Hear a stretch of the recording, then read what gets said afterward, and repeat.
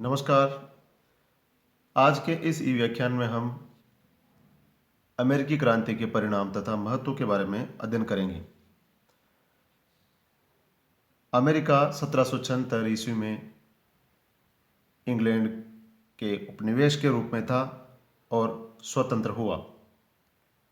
इस स्वतंत्रता के पश्चात जो परिणाम सामने आए उसने यूरोप और विश्व के अन्य देशों पर अत्यधिक प्रभाव डाला।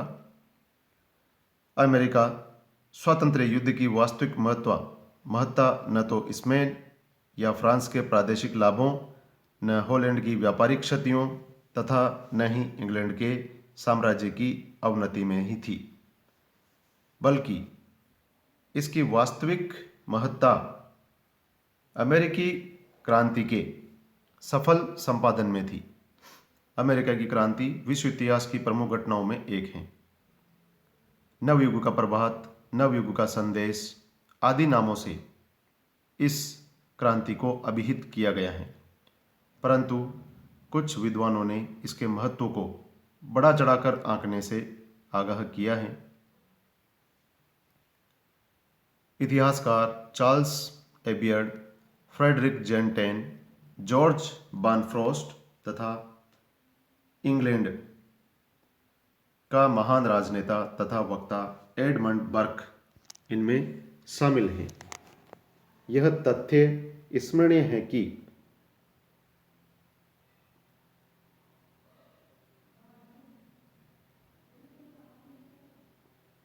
यह तथ्य स्मरणीय है कि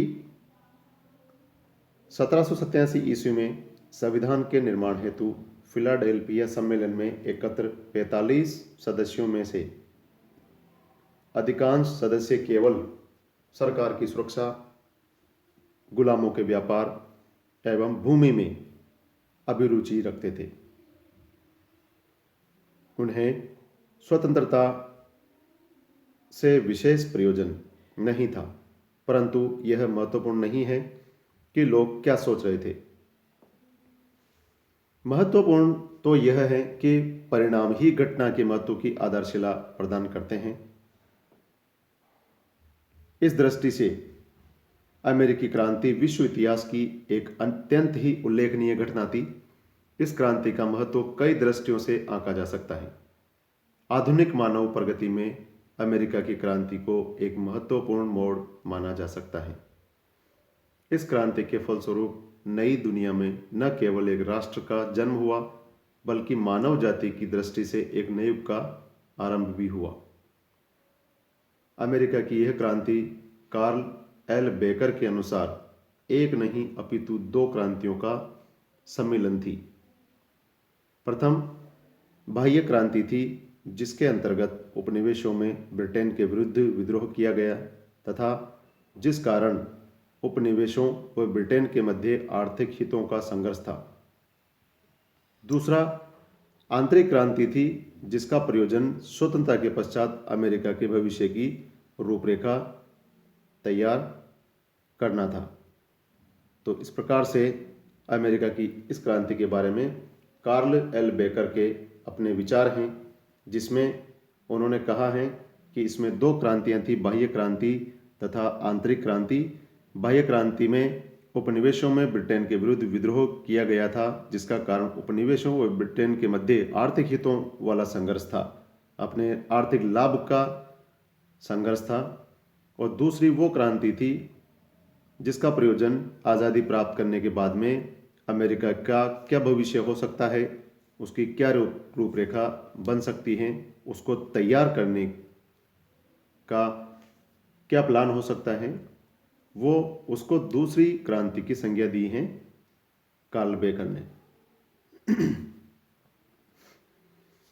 क्रांति के पश्चात जन्मे नए अमेरिका ने गणतंत्रवाद, जनतंत्र, संघवाद और संविधानवाद इन चार राजनीतिक आदर्शों को दुनिया के समक्ष रखा। ऐसा नहीं था कि दुनिया इन शब्दों से पहले कभी परिचित ही नहीं रही हो, परंतु अमेरिका ने एक सशक्त उदाहरण प्रस्तुत किया। गणतंत्र जैसी राजनीतिक शब्दावली केवल स्मृतियों में रह गई थी, किंतु अमेरिका ने ऐसी शब्दावली को जीवंतता प्रदान की।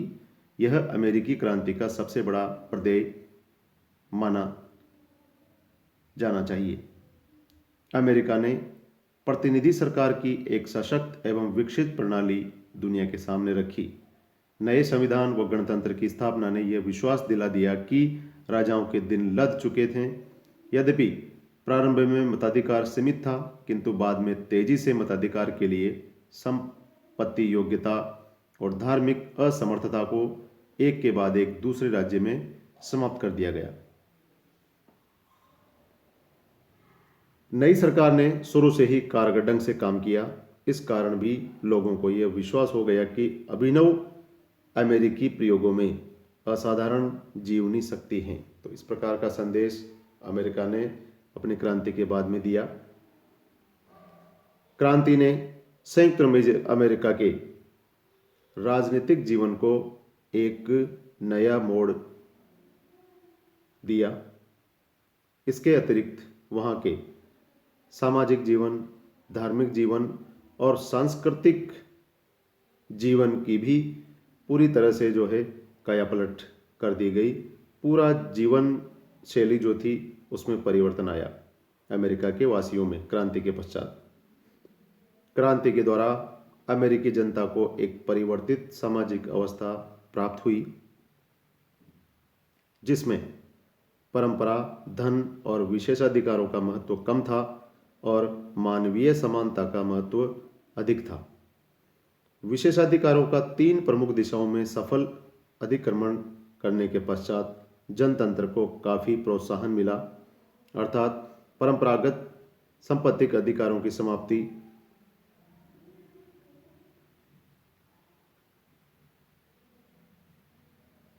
और जहां कहीं भी एंग्लिकन चर्च के केंद्र थे उनकी समाप्ति। 1786 ईस्वी में वर्जीनिया में धार्मिक स्वेच्छा अधिनियम पास हुआ। इसके अनुसार किसी भी व्यक्ति को चर्च जाने के लिए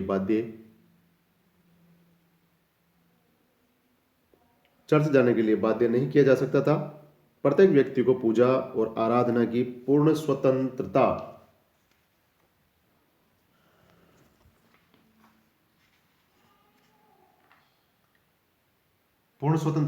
दी गई। संघीय संविधान में भी फेडरल कर्मचारियों के लिए किसी धार्मिक योग्यता की आवश्यकता नहीं रही, परंतु अभी भी कई राज्यों के विधानों में धार्मिक बंधन विद्यमान थे। अब पहले से अधिक शिक्षा का महत्व अमेरिकन समाज ने समझा। क्रांति के पश्चात स्वतंत्र सार्वजनिक स्कूलों तथा जनसाधारण की प्रशिक्षा की मांग की गई। यह तत्काल अनुभव किया गया कि प्रजातंत्रीय स्वराज्य में शिक्षित मतदाताओं का होना आवश्यक है, शिक्षा का होना अत्यंत आवश्यक है। अगर आपको भविष्य में एक अच्छे समाज की, एक विकसित समाज की अगर आपको स्थापना करनी है तो अमेरिका ने क्रांति के पश्चात शिक्षा का महत्व समझा।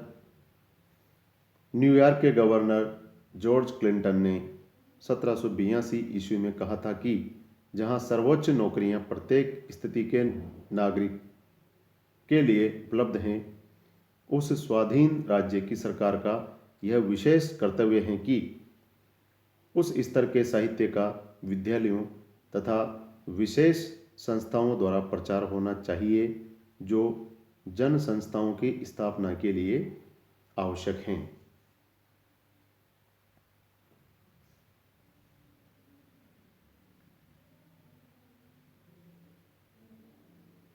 जेफरसन ने आगे लिखा है कि मैं आशा करता हूं कि सब चीज़ों से अधिक प्राथमिकता जनसाधारण की शिक्षा को दी जाएगी, क्योंकि यह सिद्ध है कि जनता की सद्बुद्धि पर ही स्वाधीनता के उचित स्तर को सुरक्षित रखना निर्भर है।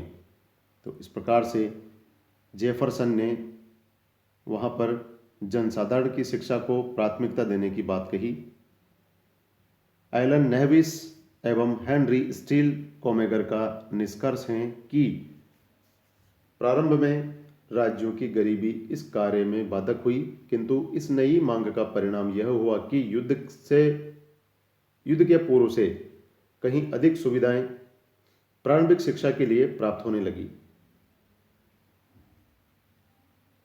शिक्षा संबंधी बहुत ही महत्वपूर्ण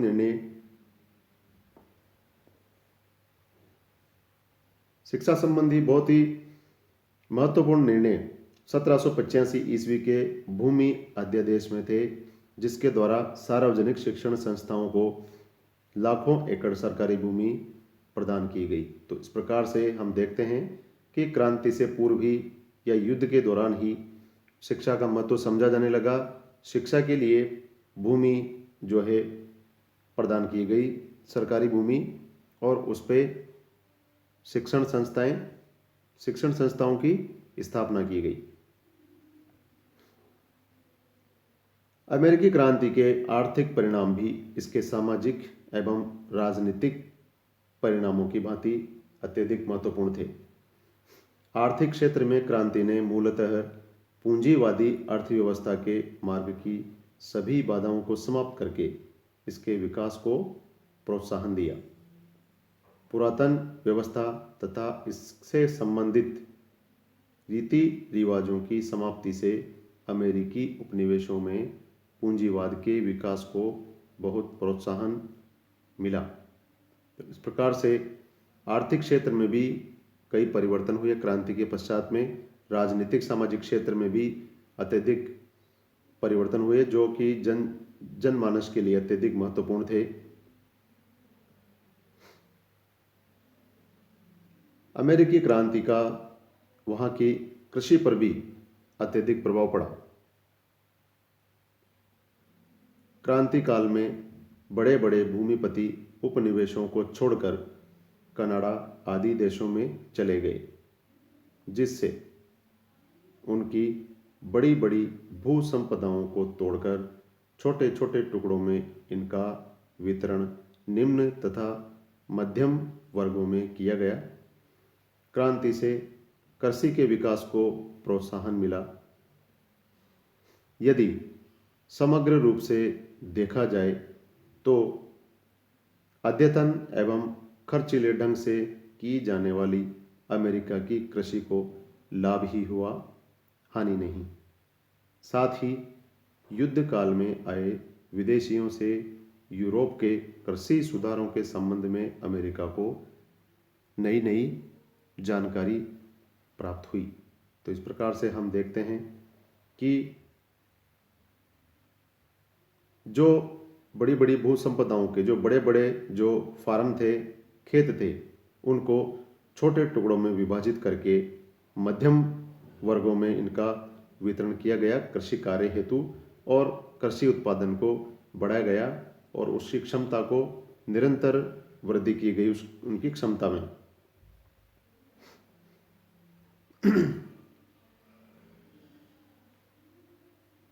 कृषि की अपेक्षा उद्योग धंधों पर क्रांति का प्रभाव भी अधिक पड़ा। क्रांति से अमेरिका के उद्योग को दो तरह से लाभ हुआ।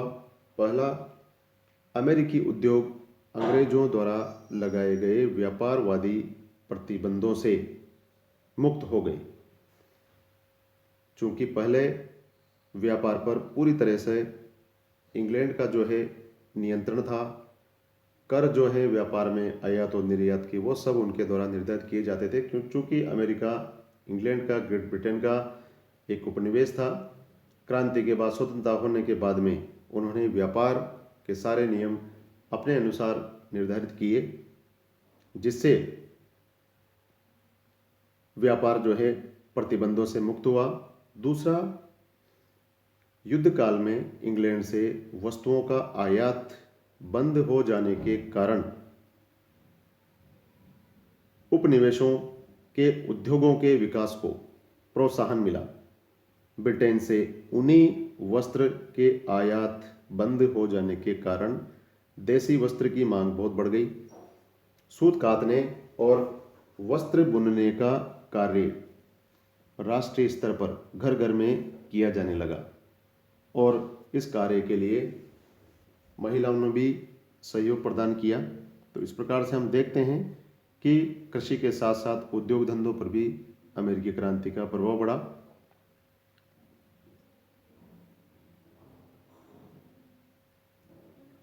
चूंकि युद्ध के बाद में या युद्ध काल में जैसे ही इंग्लैंड से जो वस्तुएं अमेरिका मंगाई जाती थी उनका आयात बंद कर दिया गया और वहाँ का जो स्थानीय उद्योग थे, छोटे उद्योग थे, कुटीर उद्योग थे, उनको बढ़ावा मिला और अमेरिका के व्यापार में जो है अत्यधिक वृद्धि हुई।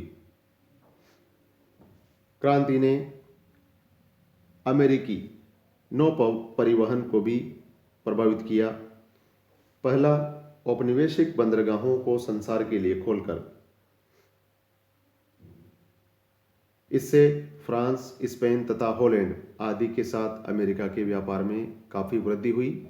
इन देशों से विलासिता की वस्तुओं का आयात किया जाने लगा, जिनका भुगतान अमेरिका द्वारा तंबाकू तथा चावल के निर्यात से किया जाता था।